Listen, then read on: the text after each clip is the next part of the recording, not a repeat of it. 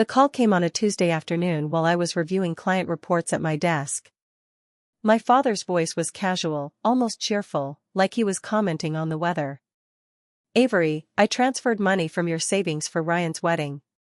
The venue needed a deposit." He paused, and I heard him sipping something. "I didn't think to ask you first. You understand." My fingers froze on my keyboard. "What did you just say?" "Ryan's wedding. The cathedral costs $40,000 for the venue alone. I used your savings account to cover it." "Your family. This is what family does." The words didn't make sense. My savings account. The one I'd been building for 6 years. The emergency fund that had taken sacrifice and discipline to create. Gone. Because my father decided my brother's wedding was more important than asking permission. "How much?" I asked, my voice flat. "All of it. 52,000. But don't worry, we'll pay you back after the wedding." "Maybe." That maybe hung in the air like poison. I'd heard it before. Promises my father made with no intention of keeping. My hand shook as I opened my banking app. Zero balance. Every cent I'd saved since college vanished. "Avery? You still there?" I hung up without answering. I sat at my desk for 20 minutes, staring at the zero on my phone screen. Colleagues walked past my cubicle, laughing about someone's birthday cake in the break room. The office hummed with normal life while mine crumbled. $52,000. Gone. I thought about the years of careful budgeting. Skipping vacations. Bringing lunch from home. Saying no to dinners out with friends. Every dollar counted, every sacrifice made with purpose. I'd been saving for a down payment on a condo, for the security my parents never provided. My phone buzzed. A text from my father: "Stop being dramatic. It's for your brother." I walked to the bathroom and locked myself in a stall. My breath came in short gasps. This wasn't shock anymore. It was rage, cold and precise, settling into my bones like ice. How could he? How could he access my account without permission? Then I remembered. 3 years ago, when I'd had surgery, he'd insisted on being added as a joint account holder in case of emergency. I'd been too trusting, too willing to believe family meant protection, not theft. I checked my phone again. Another text from him: "Ryan's getting married. Act like an adult about this." That evening, I sat in my apartment with old photo albums spread across my coffee table. I needed to understand when this pattern started, when I became invisible in my own family. The pictures told the story clearly. Ryan's first birthday party, elaborate and full of guests. Mine, a small cake with just our parents. Ryan's high school graduation, held at a country club. Mine, barely acknowledged. Every Christmas photo showed Ryan front and center, while I stood at the edge of the frame. My father had always adored Ryan. His firstborn son, the golden child who could do no wrong. I was the afterthought, the daughter who existed to support her brother's dreams. When Ryan needed college tuition, I was told to take out loans. When Ryan wanted a car, I was told public transportation built character.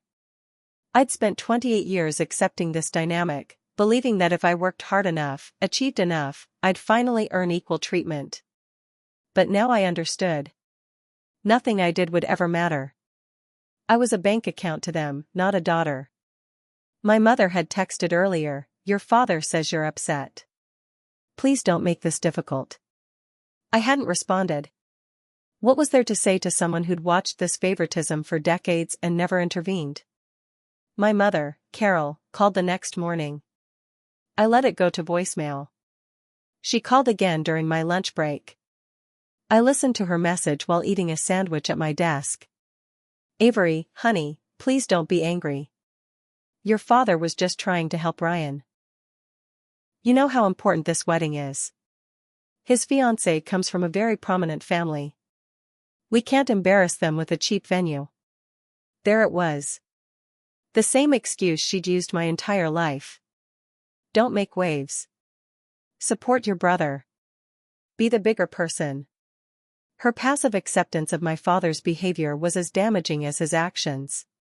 She'd never protected me, never stood up for me, never questioned why Ryan deserved everything while I deserved nothing.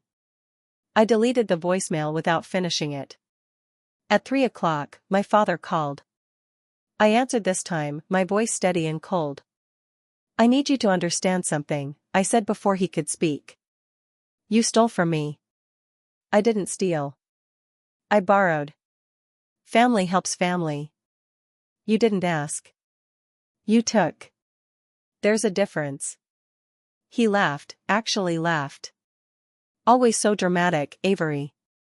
This is why your brother is more successful than you. He understands how the world works. Sometimes you have to make sacrifices for the people who matter." "The people who matter." "Not you," his tone implied. "Them. I'll pay you back eventually," he continued. "Stop acting like this is the end of the world." I hung up and sat in my car in the parking lot after work, watching rain streak down the windshield. A calm clarity settled over me. This wasn't about the money anymore. This was about every slight, every dismissal, every time I'd been told my feelings didn't matter. I wouldn't be their doormat anymore. That night, I made a decision. No more family dinners where I sat quiet while they discussed Ryan's achievements. No more birthday calls where I pretended everything was fine. No more playing the role of the dutiful daughter who accepted scraps of attention. They wanted family? They could have Ryan. I started making a list of what I knew about my father's business. He ran a consulting firm that looked successful but operated on thin margins. He drove a Mercedes he couldn't afford and lived in a house mortgaged beyond its value. Everything was appearance, nothing was substance. My father had built his life on credit and confidence, always one bad deal away from collapse. He'd taken my money because he was overextended, not because Ryan's wedding required it. The cathedral venue was about impressing his social circle, proving he could afford luxury he didn't have. I smiled for the first time in days. He'd made a critical mistake. He'd shown me exactly how vulnerable he really was. I spent the next week researching. My father's consulting firm had 3 major clients, all contracts that renewed annually. I found their names in business filings, tracked down their decision-makers on professional networking sites, studied their company histories. I also researched wedding venues. The cathedral my father mentioned charged $20,000 for the venue, not $40,000. He'd lied about the cost, probably pocketing the difference or using it for other wedding expenses. The pattern was familiar. My father always inflated numbers to justify his actions. My phone stayed mostly silent. My mother texted occasionally with passive-aggressive messages about family unity. Ryan called once, asking if I was coming to his engagement party. I declined politely and hung up before he could argue. At work, I volunteered for extra projects. My boss, a sharp woman named Patricia, noticed my increased focus. "Everything okay, Avery?" she asked one afternoon. "You've been working late all week." "Just motivated," I replied. "I'm ready for more responsibility." She smiled. "Good. I've been wanting to talk to you about the senior analyst position opening next month. A promotion. More money, more authority, more proof that I didn't need my family's validation to succeed." I started declining all family invitations. My father's birthday dinner. Ryan's engagement party. Sunday brunch at my parents' house. Each time, I offered a simple excuse. Work commitment. Prior obligation. Not feeling well. My father was the first to notice. He called me 3 weeks after taking my money. "You're avoiding us," he said accusingly. "I'm busy." "Too busy for family?" "Too busy to pretend everything's normal," I replied calmly. "You stole $52,000 from me. That's not something I can just forget. I already told you, I'll pay it back." "When?" Silence. "That's what I thought," I said. He changed tactics, his voice becoming stern. Your behavior is unacceptable. Your mother is upset. Ryan thinks you're being spiteful about his wedding. Ryan can think whatever he wants. Avery, you need to get over this. Family is more important than money. Then you should have asked before taking mine. I hung up and blocked his number. Then I blocked my mother's number. Then Ryan's. The silence that followed was the most peaceful thing I'd experienced in years. My friend Marcus noticed the change in me. We'd known each other since business school, and he'd always been perceptive about people's moods. You seem different lately, he said over coffee one Saturday. More focused. What's going on? I told him everything. The stolen savings. The years of favoritism. My decision to cut my family off completely. Marcus listened without interrupting, his expression growing darker as I spoke.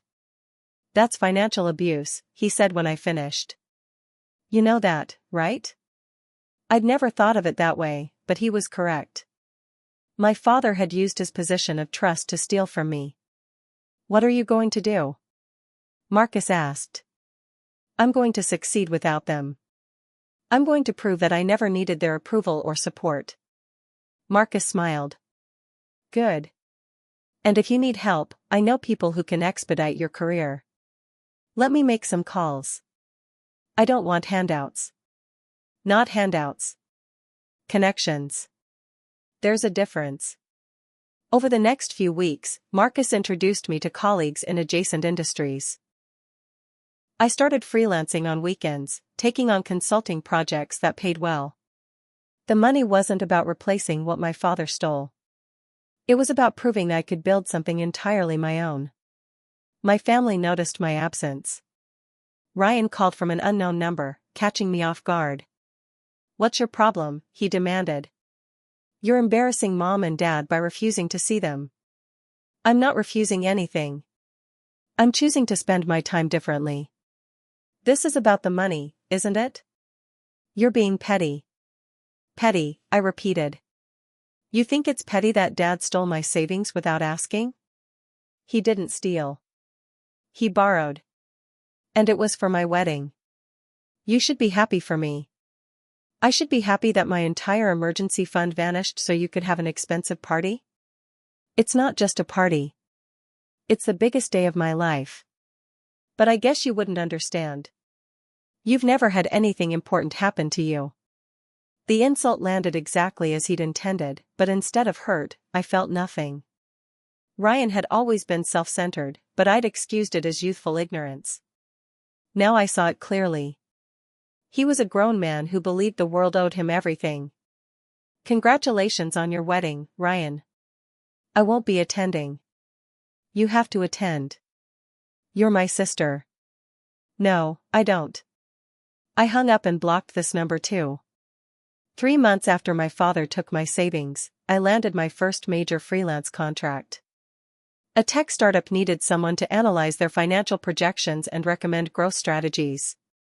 The project paid $15,000 for 6 weeks of work. I negotiated the terms carefully, ensured the contract protected my interests, and delivered exceptional results. The client was thrilled and referred me to 2 other companies. Within a month, I had 3 projects running simultaneously. My day job suffered slightly from the divided attention, but Patricia noticed my new skills. You've been doing outside consulting, she said one afternoon. It wasn't a question. Yes.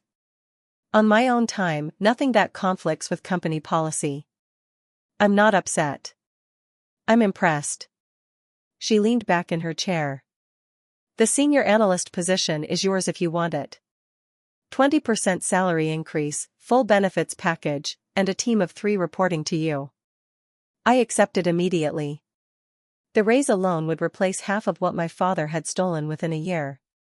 But more importantly, it was validation. I was succeeding based on merit, not family connections or handed opportunities. That evening, I celebrated alone in my apartment with good wine and takeout. No family to diminish my achievement. No father to take credit for teaching me. Just me and my success. My father tried reaching out through email when he realized I'd blocked his calls. His messages started friendly, then became increasingly frustrated. First email, Avery, let's talk like adults. This silence is childish. Second email, your mother is very upset. You're breaking her heart with this behavior. Third email, I don't understand why you're being so stubborn. I said I'd pay you back eventually. I didn't respond to any of them. Each message went into a folder I created specifically for documentation. If this ever escalated legally, I wanted records of everything. 2 weeks before Ryan's wedding, my father sent a longer email. I'm disappointed in you, Avery. Your brother's wedding is a family event, and your absence will be noticed. People will ask questions. I expect you to attend and support your brother like a good sister should. This grudge you're holding is unbecoming and reflects poorly on how I raised you. I read it twice, marveling at his ability to make himself the victim. He'd stolen from me, lied about the amount, refused to return the money, and somehow I was the one behaving poorly. I replied with one sentence, I won't be attending. Best wishes to Ryan and his fiancée. Ryan's wedding was in 3 weeks. My father called from yet another unknown number. This time I answered, ready for the confrontation. Avery, enough is enough. You need to come to this wedding. No, I don't. Yes, you do. Family obligation. Your brother wants you there. Ryan wants me there as an audience member to his special day. He doesn't actually care about my presence, just how it looks if I'm absent. That's not true. It's completely true. When's the last time Ryan asked about my life? My job? Anything about me? My father had no answer. I'm not coming to the wedding, I continued, my voice steady and cold. I'm not contributing financially anymore. I'm not playing the role of supportive sister while being treated like I don't matter. You wanted family? You have Ryan. That should be enough. You're being incredibly selfish. No, Dad. I'm being honest for the first time in my life. You stole from me. You showed me exactly what I mean to this family. I'm simply responding accordingly. I hung up before he could reply. My hands weren't shaking anymore. I felt powerful, in control, finally free from the need for their approval. Ryan called 3 days later, his voice tight with anger. Dad told me you're refusing to come to my wedding. That's correct. What the hell, Avery? This is my wedding. You have to be there. I don't have to do anything. You're getting married. I wish you well. But I won't be attending. Is this because of the money? Are you really that petty? It's not about the money, Ryan. It's about respect. Dad took my entire savings without asking. You knew about it and thought it was justified. Neither of you saw anything wrong with it. That tells me everything I need to know. He's paying you back. When? Give me a specific date and amount. Silence. That's what I thought, I said. You don't know because there's no plan to pay me back. There never was. I was a convenient source of funding, and you both assumed I'd just accept it because that's what I've always done. You're being ridiculous. I'm setting boundaries. If that makes me ridiculous in your eyes, I can live with that. Ryan's voice rose. You know what your problem is? You've always been jealous of me. Jealous that I'm successful, that people like me, that I have a good life. This is just another way for you to try to ruin my happiness. I almost laughed. Goodbye, Ryan. Enjoy your wedding. I took a week off work and traveled to the coast. I needed distance, space to think clearly about what I wanted from my life. The ocean had always calmed me, and I spent long hours walking the beach, letting the waves wash away the last remnants of guilt. In a small seaside cafe, I met a business consultant named Helena. We struck up a conversation about work, and I mentioned my recent freelance success. She listened with genuine interest, then offered unexpected advice. You're undercharging, she said bluntly. The work you're describing is worth 3 times what you're asking. I'm still building my reputation. You're undervaluing yourself. Price reflects value. If you charge more, clients will take you more seriously. I thought about that. She was right. I'd been so focused on proving myself that I'd forgotten to demand what I was worth. My family had trained me to accept less, and I'd carried that pattern into my professional life. Helena gave me her card. Call me when you're ready to raise your rates. I'll introduce you to clients who understand quality. That trip changed something fundamental. I returned to the city with new clarity. My worth wasn't determined by my family's opinion. It was determined by what I demanded and what the market validated. While I was away, my family's drama escalated without me. I returned to find 17 missed calls and dozens of texts from various relatives. Apparently, my absence had become a topic of family discussion. My aunt called. Avery, your mother is beside herself. What's going on between you and your father? He stole my savings. I'm maintaining distance until he returns it. Oh. Long pause. Your mother didn't mention that part. She said you were having an episode. An episode. Her words, not mine. Look, I don't know the whole story, but if your father took your money without asking, that's wrong. You don't owe anyone your presence at events. It was the first validation I'd received from family, and it felt strange. My aunt and I had never been particularly close, but her support mattered more than I'd expected. My cousin texted later, heard about the wedding drama. Good for you for standing your ground. Ryan's always been spoiled. The cracks in my family's facade were showing. People were starting to question the narrative my parents had constructed. I wasn't the problem daughter. I was the one who'd finally said enough. 4 months after my father stole my savings, I closed the biggest deal of my career. A major corporation hired me to restructure their entire financial analysis department. The contract was worth $75,000 over 6 months. I read the signed agreement 3 times, barely believing it was real. This single project paid more than my father had taken, and it was entirely mine. Earned through skill, effort, and the reputation I'd built independently. Patricia called me into her office the same day. I heard about the corporate contract. Congratulations. Thank you. I'm not going to pretend I'm happy about you eventually leaving to do this full-time, she said. But I'm proud of you. You've grown tremendously in the past few months. I don't plan to leave. Not yet. You will eventually. And you should. She smiled. Just give us 6 months' notice so I can train your replacement. That evening, I drafted my resignation letter.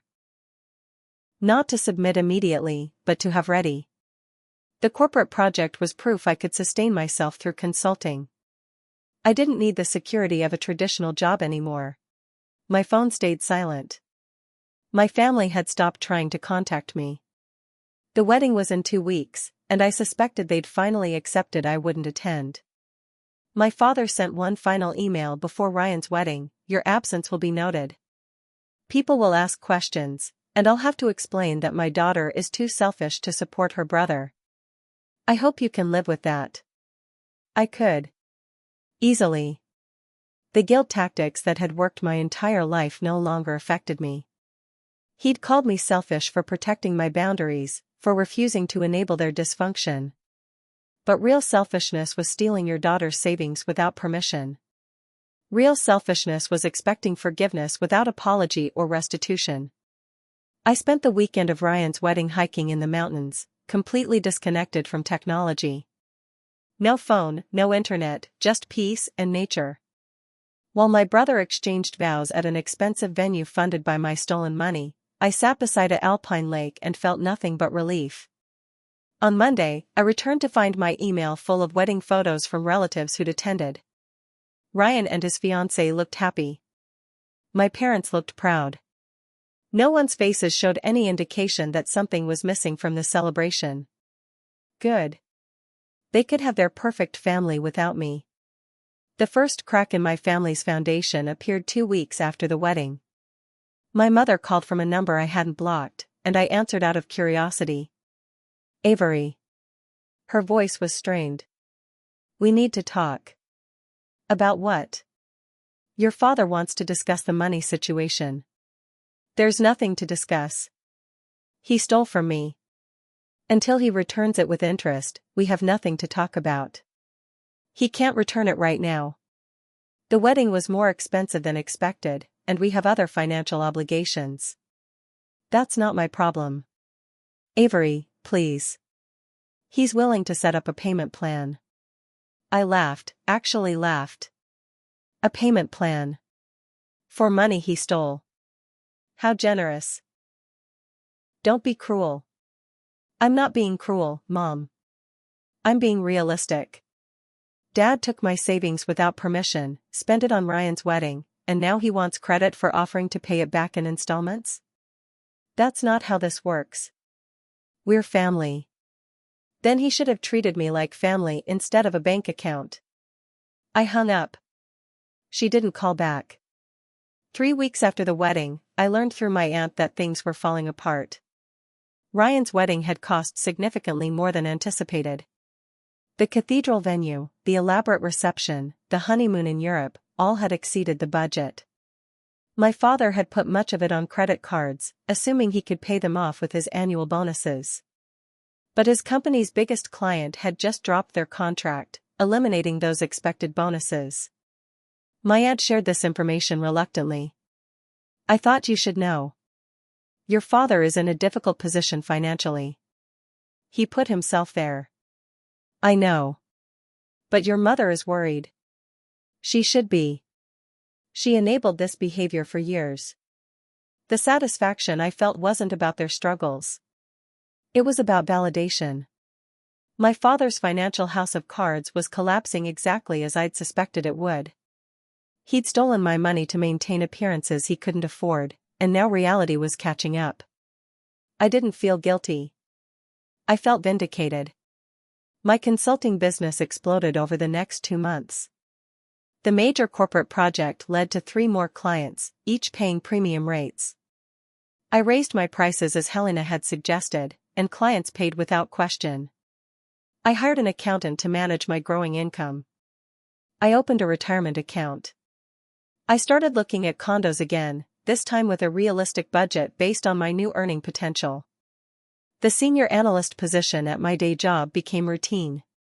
I managed my team efficiently, delivered results consistently, and collected my salary while building my consulting practice on the side. My father sent another email. I can start paying you back next month. $500 per month. It'll take years, but I'll do it. $500 per month. At that rate, it would take nearly 9 years to repay what he'd stolen, not accounting for interest or inflation. It was an insult disguised as an olive branch. I replied, not interested in payment plans. Return the full amount or we have nothing to discuss. I knew he couldn't. His financial situation was deteriorating. But I wasn't going to accept scraps and call it justice. 6 months after my father stole my savings, I was invited to speak at a professional conference about financial independence for young professionals. The invitation came from an industry organization that had noticed my published articles about consulting and career development. I accepted immediately. The speaking fee alone was $5,000, but the exposure was invaluable. Standing in front of 200 professionals, sharing my expertise, I felt a pride my family had never inspired in me. During the Q&A session, someone asked about overcoming obstacles in career development. Sometimes the biggest obstacle is people who don't believe in your potential, I said. Family, friends, even mentors can underestimate you. The key is believing in yourself enough to prove them wrong. The audience applauded. Afterward, several attendees approached me with business cards and project inquiries. That evening, my phone buzzed with a text from an unknown number. My cousin, saw you trending on professional networks. Your conference speech is getting shared everywhere. Your parents are going to lose their minds. I smiled. Good.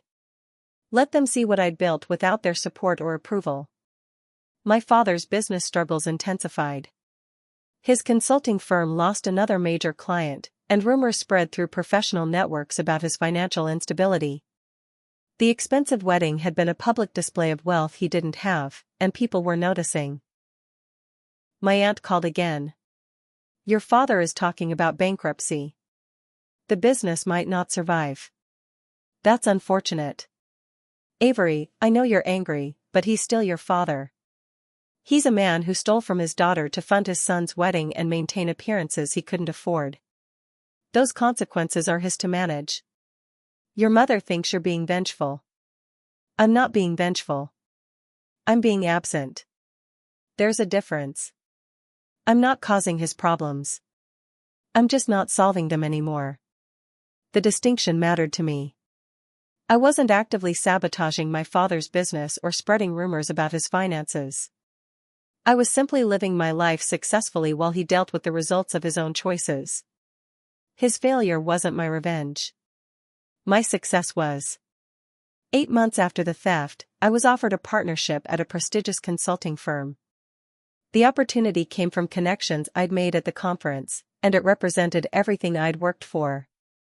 The partnership included equity in the firm, a significant salary increase, and the autonomy to build my own client base. I would be the youngest partner in the firm's history. I accepted immediately. My professional network exploded with congratulations. Colleagues who'd known me for years expressed genuine happiness for my achievement. But the silence from my family was deafening. They knew. My success was public knowledge in our industry. My father's colleagues would have told him about my partnership. My mother's friends would have mentioned seeing my name in professional publications. But they said nothing.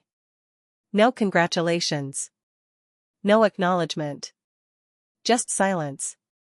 I realized I'd finally achieved what I'd wanted my entire life. I'd succeeded on a level they couldn't ignore or diminish. And their silence was the clearest acknowledgement of all. They knew they'd underestimated me, dismissed me, stolen from me, and I'd succeeded anyway. My father sent one final email a year after stealing my savings. "I made a mistake. I should have asked before taking your money. I should have treated you better. I don't expect forgiveness, but I want you to know I understand now." I read it several times, looking for manipulation or excuses. But it seemed genuine, as close to an apology as my father was capable of giving. I didn't respond. Not because I was trying to punish him, but because I had nothing to say. His apology didn't change what had happened. It didn't return the trust he'd broken or repair the relationship he'd damaged beyond fixing.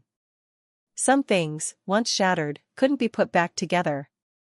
My relationship with my family was one of them.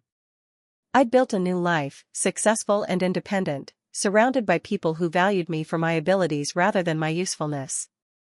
I had meaningful friendships, professional respect, and financial security I'd earned myself. My family was welcome to their perfect life with Ryan at the center. I didn't need to be part of it anymore. 2 years after my father stole my savings, I bought a condo in the city's best neighborhood.